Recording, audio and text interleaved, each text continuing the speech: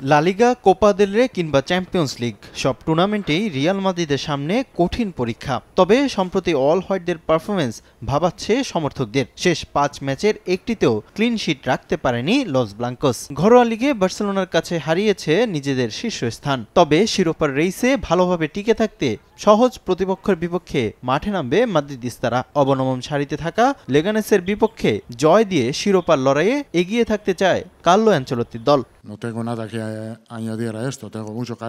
লা লিগায় এখনই কিছু নির্ধারণ হয়নি, বার্সেলোনা এগিয়ে আছে।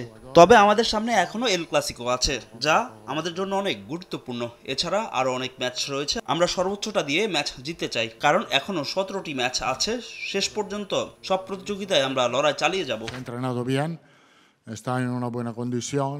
জাতীয় দলের ব্যস্ততা শেষে ক্লাবে ফিরেছেন ফুটবলাররা, তাই এ ম্যাচে সবাইকেই পাচ্ছেন মাদ্রিদ কোচ। লেগানেসের বিপক্ষে 4-3-3 ফরমেশনে একাদশ সাজাতে পারেন অ্যানচেলোত্তি।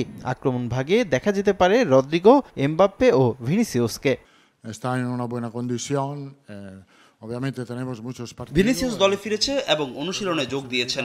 আমাদের সামনে অনেক ম্যাচ রয়েছে, আমার হাতে খেলোয়াড় পরিবর্তন করার সুযোগ রয়েছে। তবে তার মানে এই নয় যে ঘন ঘন তা হবে। সবাই ভালো করছে, দেখা যাক শুরুর একাদশে কারা থাকে। রিয়াল মাদ্রিদের সঙ্গে আমার চুক্তিটা স্পষ্ট, এখানে নতুন করে কিছু বলা নেই। আমার ব্রাজিল দল ও তাদের খেলোয়াড় ও তাদের ভক্তদের বিষয়ে আলাদা অনুভূতি রয়েছে, তবে আমি রিয়াল মাদ্রিদের সঙ্গে চুক্তিবদ্ধ।